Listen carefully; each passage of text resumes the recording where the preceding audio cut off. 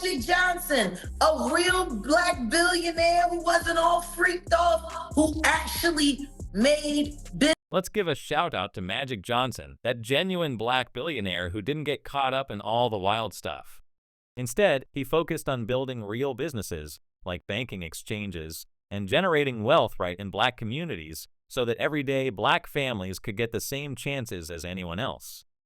I mean, he even contracted HIV from being involved with multiple women, yeah. We could dive deep into all his past mistakes if we wanted to. I'm just pointing that out, you know? But here's what's really interesting about it. He confronted it directly. He did, and he kept pushing forward without letting it derail him. He became an advocate. Absolutely, he stepped up to that challenge. Now think about how many guys are out there living with it undetected? Seriously, man. In this industry, yeah, because I could list off 20 names right now without anyone being able to take legal action against me. Oh, honey, Jaguar Wright is stirring things up once more with her claims about men out here walking around with indetectable statuses and potentially transmitting viruses.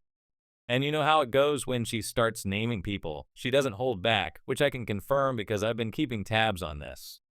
It went as far as a lawsuit for $500 million involving several big names like Nicki Minaj, Rihanna, Chris Brown, Justin Bieber, and Drake.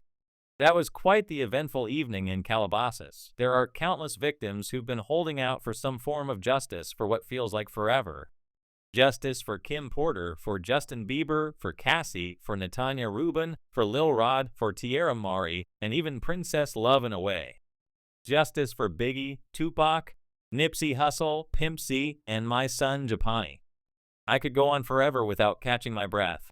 Well, she's been out there launching verbal attacks at Diddy and the whole music scene again, and the chaos she's creating is intense. According to Jaguar, those notorious Diddy gatherings weren't simply about popping bottles and enjoying the atmosphere, they were spiked with substances, hidden cameras capturing everything, and manipulative dynamics that would unsettle anyone. She describes them as full-blown orgies where stars weren't just guests. They were put in compromising positions and possibly exposed to serious health risks. Mary J. Blige has been in the mix from the start. She was around 26 when she allegedly got involved intimately with Danny Boy, who was only 15 or 16. This is the Mary J. Blige we're talking about, 15 or 16 years old, flying him in, and you can imagine what happens when a young guy is in that situation with someone older backing into him. Supposedly, one of the recordings that Courtney Burgess claims he didn't view involved Diddy, a 16-year-old, and a 26-year-old Mary J. Blige. But have you ever attended one of PD's events? Yeah, quite a few to be honest. So can you describe what typically happens there? What did I tell you when you asked about the why behind the tea at his parties? Yeah, what did I say? Money, right? And that's accurate. Were you caught off guard by all the cameras in his places? Know that he's taping these things? He's the king of hip-hop in that sense. You all have seen him with the pyramid, wearing the skirt. So let me ask, when you hear that Cassie was instructed to bring in male companions for what they're now calling freak-offs, is that something standard in Hollywood? Freak-offs. Okay. Everyone's aware of that. I've been talking about it. Yeah. Well, how many times do I have to repeat this? This is insane. So, do you think people are shocked when they learn about Pink, Young Miami having to transport the Tucci? And it's not only Jaguar putting out these statements. There have been additional accusations suggesting that Young Miami has been spreading the virus, which she allegedly contracted from Diddy. Oh, JT is essentially coming forward and implying that Young Miami is involved with various men passing on AIDS. Wow, and names like Future and Stefan Diggs have been thrown into the mix. She was linked to Diddy. Child, whether you take Jaguar's word for it is entirely your call. But what I can say is that it's a complete disaster out there, and everyone should prioritize protection. Okay, as for how all these accusations even started, Jaguar did this interview where she commended the entrepreneur, and ex-basketball star Magic Johnson, who's been transparent about his HIV status. She said something like, "Shout out to Magic Johnson, a real black billionaire who wasn't all freaked out, who actually created dollars in black neighborhoods so real black families could have that opportunity just like everybody else." He faced that head on. He didn't stop. He didn't stop doing what he's done. How many dudes are running around undetectable? Now, since the discussion in that interview was largely centered on Diddy, folks took her words to imply that Diddy was out there with an undetectable status, and that some female celebrities supposedly walked away from those events with infections and issues they couldn't shake off easily. Do we have solid evidence? Not at all, but Jaguar isn't bothered by the lack of proof. She understands that tossing out these explosive claims keeps the online discussions buzzing and the public shocked. And honey, the confidence with which she delivers it all makes you almost overlook that it's all just allegations. And as I mentioned, it's not solely Jaguar fueling these stories. By the way, the gossip has escalated with murmurs that Young Miami personally has been allegedly transmitting the virus she purportedly got from Diddy.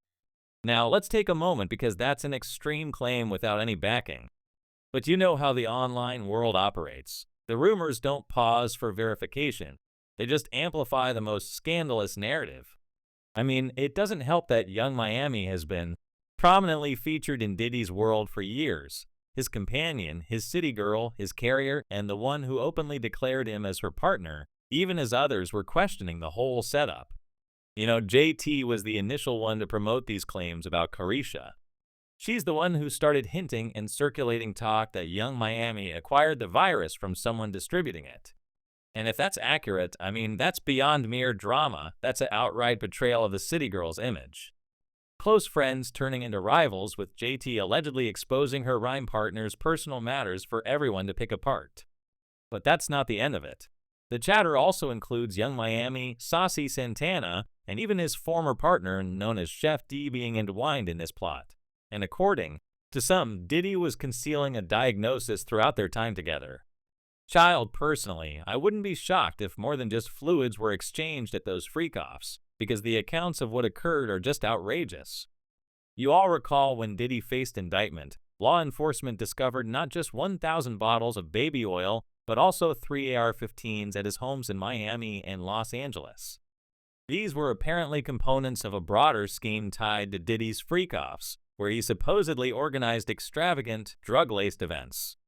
The legal document outlined the utilization of these items in lavish assemblies, encompassing narcotics, additional bedding, and illumination.